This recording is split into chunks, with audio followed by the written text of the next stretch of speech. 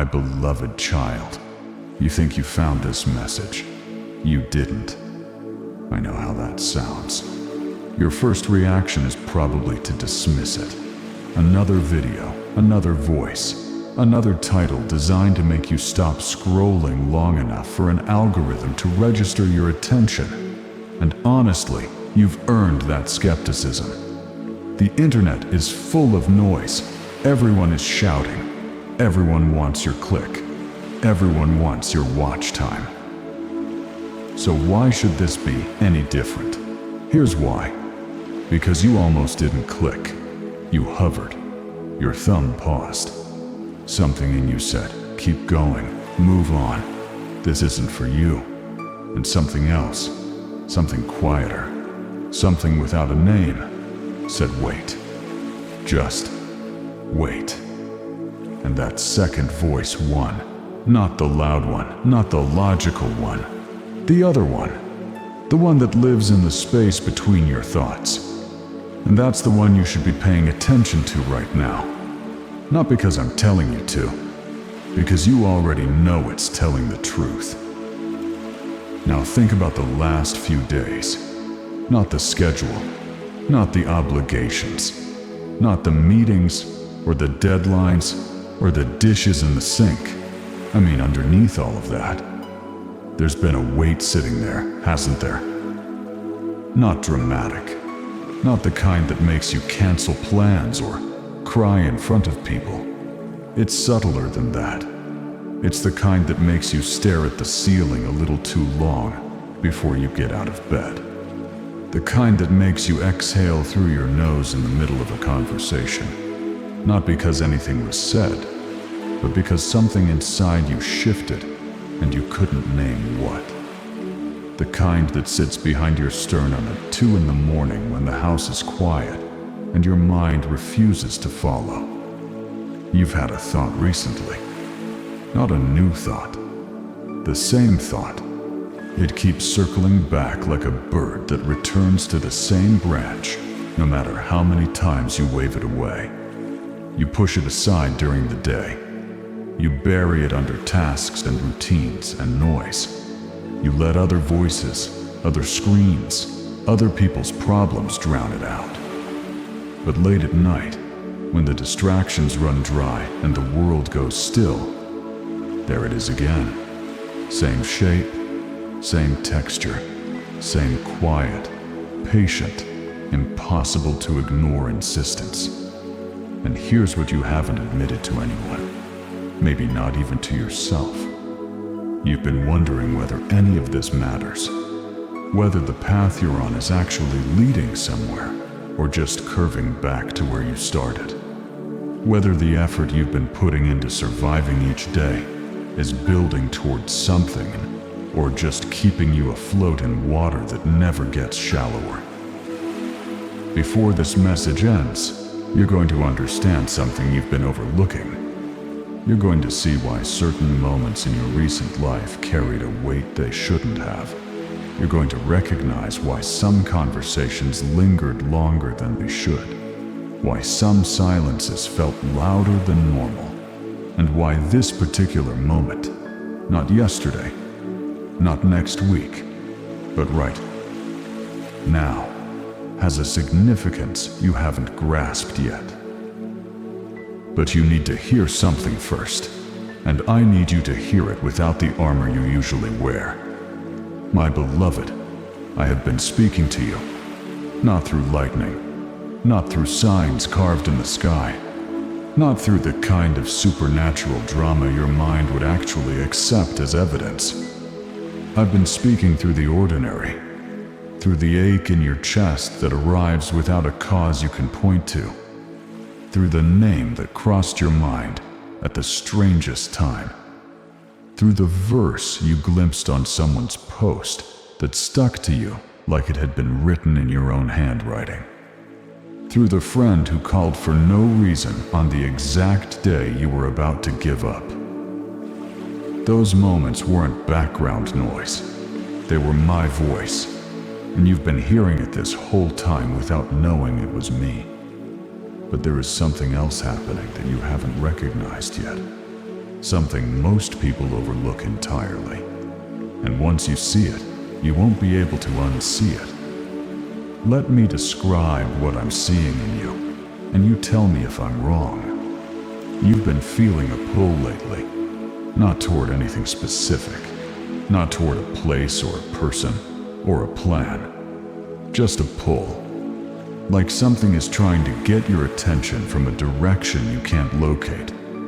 You've noticed small patterns, the kind most people dismiss without a second thought. A word that keeps appearing in unrelated places. A topic that keeps surfacing in conversations that have nothing to do with each other. A feeling that tightens in your gut when you think about a particular decision you've been postponing. A song that played at exactly the moment your thoughts were heaviest, with lyrics that felt aimed. You've told yourself it's nothing. Coincidence. Your brain finding connections that aren't there. Pattern recognition running wild in an exhausted mind. But it keeps happening. And the frequency is increasing. And somewhere beneath your skepticism, a part of you, a part you've been trying very hard to silence, already knows this isn't random. Maybe it was a number you kept seeing. Maybe it was a phrase someone said that echoed something you'd read the day before. Maybe it was the way a stranger looked at you, not with judgment, not with interest, but with a kind of knowing, as if they could see the question you've been carrying. Maybe it was a dream you had that felt too structured to be ordinary, too specific to be meaningless, and you woke up with it still pressing on your chest like a hand trying to get your attention. You told yourself your mind was playing tricks, but a mind playing tricks doesn't produce the same trick in the same emotional register across unrelated situations for weeks on end. That's not a trick. That's a signal. You tried to pray recently. Maybe it was last week. Maybe it was months ago. Maybe it wasn't a formal prayer at all. Just a moment where your guard dropped and something inside you reached upward, almost involuntarily, like a reflex you didn't authorize. And what came back was silence. The words left your mouth, or your mind, and hit the ceiling and stopped. No warmth, no confirmation, no sense that anything was received on the other end. And that silence did something to you. It didn't just disappoint you. It confirmed a suspicion you'd been carrying, that nobody was listening. That whatever connection you once felt had been severed, that the line had gone dead, and you were speaking into an empty room. I need you to know how deeply wrong that conclusion was. Sometimes the silence isn't absence. Sometimes the silence is patience. Sometimes I'm quiet not because I've left the room, but because what I need you to hear requires a kind of stillness you haven't given me yet. You've been moving, filling every gap, covering every silence with sound. And I've been waiting, not with frustration, not with disappointment, but with the kind of endurance that only comes from knowing you're worth waiting for. And here is something you need to sit with, even though it will make you uncomfortable. You've been performing your own faith, not living it, performing it. You've been saying the right words when the right people are around. You've been posting the right sentiments when the calendar calls for it. But behind the performance, there's a hollow place, a room in your spirit that used to be furnished with real belief and now sits empty. And you walk past the door every day without opening it, because you're afraid of what you'll find inside. Or worse, afraid you'll find nothing. That room isn't empty. I'm in it. I've been in it the entire time, sitting in the silence you've been avoiding. waiting in the stillness you've been drowning out. Not angry, not impatient, just present. Faithfully, relentlessly, stubbornly present. And I know about the guilt. The quiet, corrosive guilt that tells you you've drifted too far. That whispers at 3 a.m. that you are a fraud for calling yourself a believer when your private life looks nothing like your public confession. That guilt is not from me. Let me be very clear about that. Conviction, yes. I convict, but conviction draws you toward me. Guilt pushes you away, and whatever has been pushing you away from my presence, telling you that you've disqualified yourself, that I've moved on, that the window of my attention has closed, that voice is a liar, and tonight I'm here to silence it. There's something you used to believe, not a doctrine, not a theology you could articulate, a feeling, a deep tissue knowing. When you were younger, or maybe just in a different season, a softer one, you carried a sense that your life was going somewhere on purpose, that things were unfolding intentionally, that even the painful parts were sculpting something you'd eventually be grateful for. You've lost touch with that feeling, not because it was wrong, because pain is loud and purpose is quiet. And over time, you started believing whichever one shouted harder. If what I'm saying right now feels personal, if any part of this is mapped onto the exact landscape of what you've been carrying, I want you to pause. Not to do anything dramatic, just to write 3 words in the comments below. Write, I hear you. Not as a performance, not because it earns you anything, but because the first step back toward truth is sometimes nothing more than admitting you recognize the voice that's been calling. Now, stay with me. What comes next is the part that makes all of this make sense. There's a story in Scripture that nearly everyone has heard. It's familiar, maybe too familiar. You might think you already know it, but I promise you, there is a layer to this story that hasn't reached you yet, because you weren't ready for it until right now. It's about a boy named Samuel, and the reason I'm bringing him to you tonight isn't because he was exceptional. It's because his experience mirrors something you've been living through without knowing it had a name. Samuel was young. He served in the temple under an aging priest named Eli. He slept in the house of God. He was surrounded by sacred things every single day. The lampstand, the altar, the Ark of the Covenant behind the curtain. And yet, the text says something startling. Samuel did not yet know the Lord. The word of the Lord had not yet been revealed to him.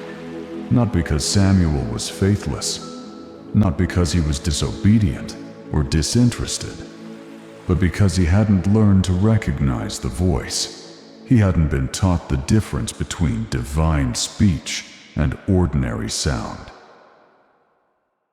One night, and the text is careful to mention that the lamp of God had not yet gone out, that there was still light, still a flicker of something burning in the dark. Samuel heard his name, clear, unmistakable, not a whisper, a voice, someone calling him. So he did what any reasonable person would do. He got up. He ran to Eli. "Here I am," he said. "You called me." But Eli hadn't called him. "I didn't call you," the old man said. "Go back to sleep." So Samuel lay down again, and the voice came a second time. His name, spoken with the same clarity, the same weight. He rose again, went to Eli again. "Here I am. You called me." Eli sent him back again. And then it happened a third time. The same voice, the same name. the same undeniable sensation of being addressed, of being summoned, of being singled out from the darkness by someone who knew exactly where he was. And this time, Eli, whose own eyes were growing dim, whose own spiritual season was fading, realized what was happening. It was the Lord. The Lord was calling the boy. And Eli gave Samuel one instruction. He said, "Go lie down, and if he calls you again, say, 'Speak, Lord, for your servant is listening.'" Do you understand the gravity of what happened? Samuel heard the voice of God, the actual, living, Creator God, 3 times. And 3 times he attributed it to a human source. 3 times the most sacred sound in existence entered his ears, and 3 times he explained it away. Not out of rebellion, not out of disbelief, out of unfamiliarity. He simply didn't know what God sounded like. Hear me carefully now, because this is where the story becomes yours. How many times has something called your name? Not audibly, but in that unmistakable way that lands in the center of your chest, and you assigned it to coincidence? How many times did a thought return to you with unusual persistence, and you called it anxiety? How many times did a wave of unexpected peace settle over you in a chaotic moment, and you dismissed it as mood? How many times did someone say the exact thing you needed to hear, at the exact moment you needed to hear it, and you called it luck? What if none of it was luck? What if you've been hearing a voice you were never taught to recognize? I'm not telling you that every event in your life is a supernatural signal. I don't work that way. I'm not in the business of turning you into someone who reads divine intent into every traffic light and parking spot. But I am telling you this. Some of what you've dismissed was genuine. Some of those nudges were mine. And the reason you didn't recognize them is identical to the reason Samuel didn't. Nobody showed you what my voice sounds like. Or maybe someone did. Once, in a season you've since moved away from. And the noise of your life buried the lesson under layers of static. But here's what most people overlook about Samuel's story. And this is where the real shift begins. It's not a story about a boy who heard God once. It's a story about a boy who heard God repeatedly and only recognized it after someone told him what to listen for. You're being told right now. There is a single word I want you to carry with you from this moment. Not as a ritual, not as an exercise, as a marker. A word that captures the posture this moment is asking you to take. If it resonates, write it in the comments. The word is listening. Because that's what this is. This isn't a lecture. This isn't a sermon. This is a recalibration. From noise to signal. From dismissing to discerning. From running past my voice to finally pausing and asking, "Was that you?" And I know what you're thinking. You're thinking, if God really wanted to reach me, wouldn't he be more obvious? Wouldn't the message be clearer?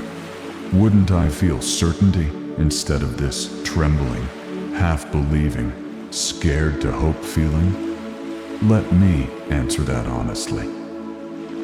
Was Samuel certain? He heard the voice of the living God and thought it was an old man calling from the next room. 3 times. Certainty was never the prerequisite. Willingness was. Samuel didn't need to be sure it was God. He just needed to be open enough to respond. And the moment he said, "Speak, Lord, for your servant is listening," the entire trajectory of his life changed. Not because the words were magic, because the posture was real. Because for the first time, he stopped explaining and started receiving. And notice something else. Notice where Samuel was when God spoke. He wasn't on a mountaintop. He wasn't in the middle of a great act of worship. He wasn't fasting or weeping or doing anything that would look spiritual from the outside. He was lying in the dark, in the ordinary, in the quiet space between waking and sleeping, where the mind is too tired to argue and the heart is too exposed to hide. That's where God chose to speak. Not in the spectacular, in the vulnerable.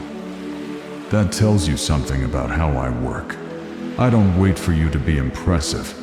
I come to you when you're unguarded, when the performance drops, when the armor slips, when you're too tired to pretend. That's my favorite version of you. Not the polished one, not the Sunday morning one, but the raw, honest, barely holding it together one. That's the one I can actually reach. I see you, and I know what you've been carrying beneath that composure you show the world. I know about the door that closed, the one you never talk about because talking about it would mean admitting how much you'd invested in it opening. I know about the hope you released, but not because you stopped wanting it, but because holding it started to cut. I know about the relationship that ended, or shifted, or faded, and how you replayed certain conversations 40, 50 times, wishing you'd said the thing you swallowed. I know about the version of your life you'd planned, the version where things turned out differently, and I know you've been quietly mourning that version while pretending to be fine in this one. Nothing went wrong in the way you think. Something was redirected, and the redirection wasn't punishment. It was precision. But you can't see the precision from inside the pain. You can only see it from the other side. And you're not on the other side yet. But you're closer than you think. If you've been through a season where nothing felt accidental, where the pain, the timing, the silence, the people who appeared and disappeared all seemed to be pointing somewhere you couldn't name. Write this in the comments. I'm paying attention. Because that's what attention actually looks like. Not confidence, not certainty, just honesty. Just admitting the pattern might mean something, even before you can decode it. Now let me take you deeper. Because the story of Samuel doesn't end with recognition. It continues with something harder. After Samuel finally said those words, "Speak, Lord, for your servant is listening," God didn't hand him a gift. He didn't say, "Good job, here's your breakthrough." He gave Samuel a message that was heavy, a truth about Eli's household, a word that would be painful to carry and more painful to deliver. The very first thing God entrusted Samuel with after Samuel finally started listening wasn't comfort. It was responsibility. And this is where most people stop trusting the process. They assume that hearing from God should feel like relief, that divine communication should arrive wrapped in warmth and certainty, and a sense that everything is going to be okay. And sometimes it does. But sometimes, what I need to tell you is the thing you've been avoiding. Sometimes, the word you most need isn't gentle, it's clear. And clarity can sting before it heals. It can feel like surgery before it feels like recovery. Pay attention, because this is where everything converges. The weight you've been carrying, that unnamed, persistent, hard to explain heaviness I described at the very beginning, isn't meaningless. It's not pathology wearing a spiritual mask. It's not your brain betraying you. Some of it, yes, may have medical or emotional roots, and I would never tell you to ignore those. Seek the help you need, always. But some of it, The part that feels almost sacred in its stubbornness, the part that won't dissolve no matter what you do, is the weight of an unanswered call. Listen closely. There's a difference between a burden that crushes and a weight that anchors. A crushing burden is purposeless suffering. It flattens you with no direction, no invitation, no exit. But an anchoring weight is different. It holds you in place. It keeps you from drifting further. It says, stop here. Pay attention here. Something is waiting for you here. The heaviness you've been feeling has not been crushing you. It has been anchoring you, holding you in position until you were ready to hear what I've been trying to say. You've been summoned, not to a stage, not to a platform, not to some grand, public, Instagram-worthy destiny that makes other people clap. You've been summoned to a conversation, a private, quiet, honest, unhurried exchange between you and the one who knit you together before your first heartbeat. And the reason the heaviness hasn't lifted is because the conversation hasn't truly begun. You've heard the call 3 times, maybe 30, maybe 300, but you haven't turned around and said, I'm here, I'm ready, speak. I have not forgotten you. I need that to reach the place in you where doubt has built its strongest wall. In the season where you felt invisible, when it seemed like everyone around you was advancing and you were cemented in place, I was not absent. I was present inside the stillness. I was the reason the stillness felt so full, so weighted, so impossible to ignore. Because true emptiness doesn't ache. Only presence does. Only something real can create a void you feel. Think about that. If I were truly gone from your life, the silence wouldn't haunt you. You wouldn't lie awake wondering. You wouldn't feel the gap. The very fact that the distance hurts, that the quiet bothers you, that the absence feels like an open wound, is evidence. Evidence that the connection is alive, that it's not gone, that it's waiting. You don't grieve what was never real. And here is the part that will change everything, if you let it settle into the right place. You don't have to find me. You don't have to earn your way back through perfect behavior or consistent devotion or some streak of righteousness that proves you're serious. You don't have to clean yourself up, organize your theology, fix your habits, and then present yourself for inspection. That was never the arrangement. That was never how I worked. I came to you. I always come to you. The feed you were scrolling tonight, the thumbnail that caught your eye, the sentence that made you stay when everything in your pattern said leave.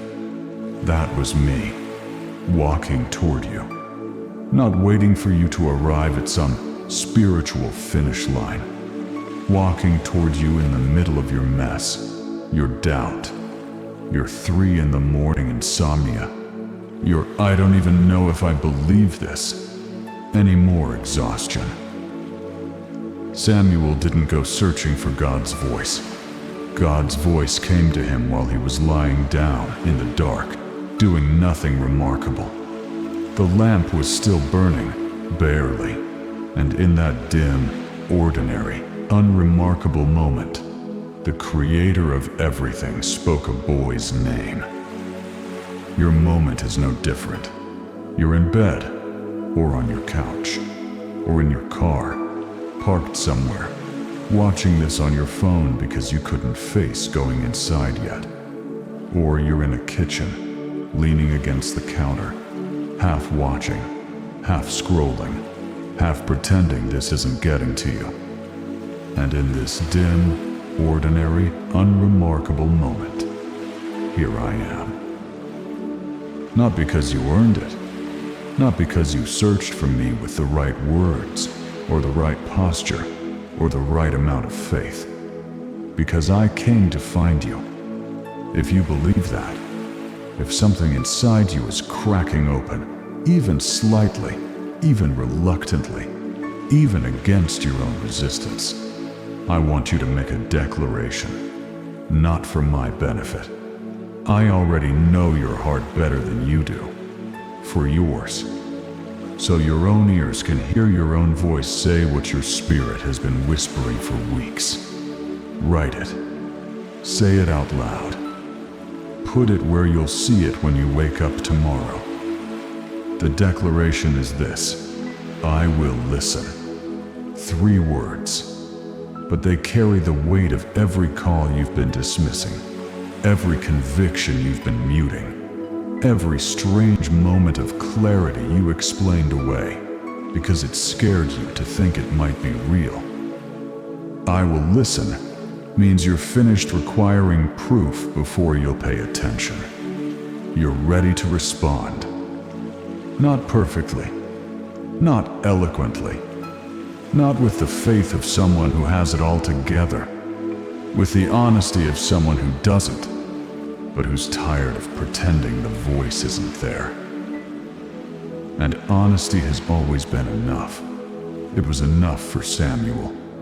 It's enough for you. Now let me tell you how this unfolds. Not this video. The story you're living. It doesn't resolve in a single blinding moment where every question gets answered and every wound gets healed before sunrise. That's not how I typically operate. It unfolds in a series of small recognitions. Moments where you look back over your shoulder and realize that was him. That conversation wasn't coincidence. That delay wasn't wasted time. That closed door wasn't rejection. It was protection. That season of silence wasn't abandonment. It was incubation. One by one, the fragments begin to arrange themselves, and you start to see a picture you could never have seen while you were standing in the middle of it. But the picture only becomes visible to those who are willing to look, to those who stop explaining and start receiving, to those who hear their name and, instead of running to Eli, finally turn toward the real source and say, "Speak." That's what tonight is. Not a miracle, not a prophecy, not a guarantee that your circumstances will change by morning.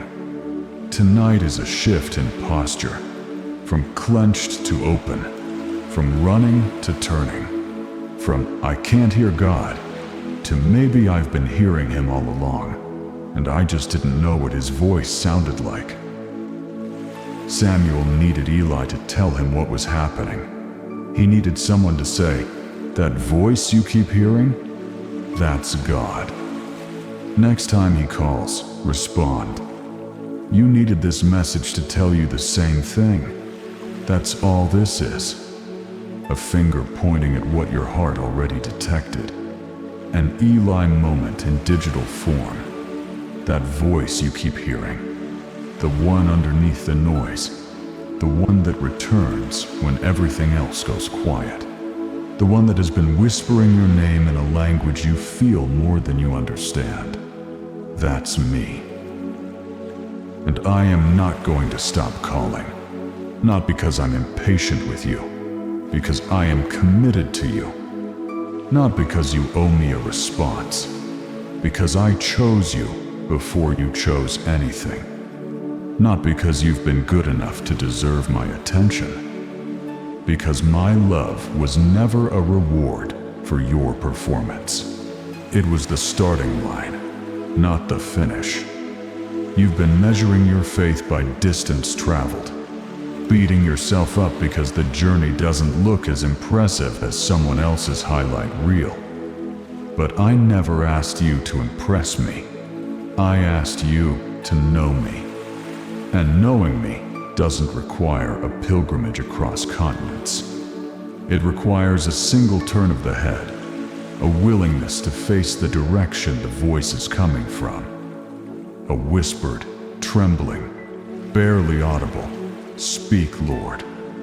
And here is something that will stay with you long after this video ends.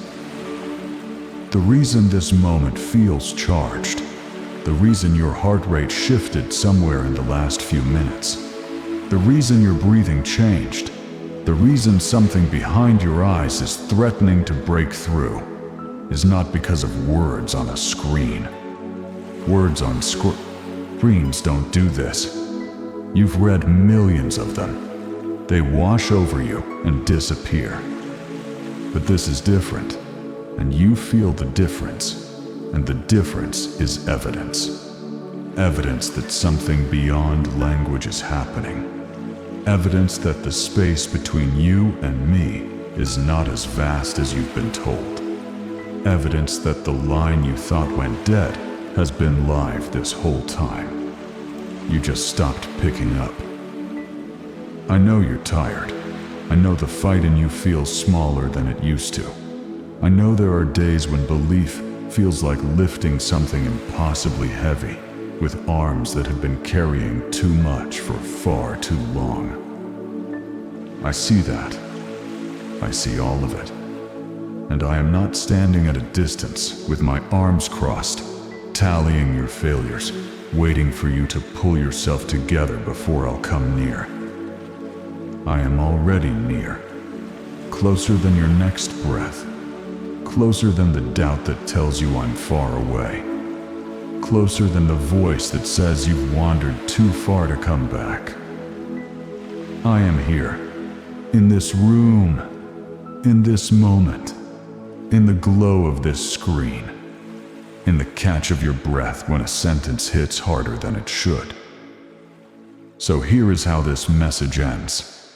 Not with a formula, not with a command, not with an obligation, with a truth that will follow you past this video, into your tomorrow, and into every quiet moment after.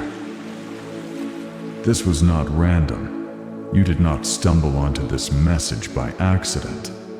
I set it in your path, not because you needed a voice from a screen, but because you needed to be reminded that the voice inside you, the one you've been doubting, silencing, arguing with, afraid to trust, is real.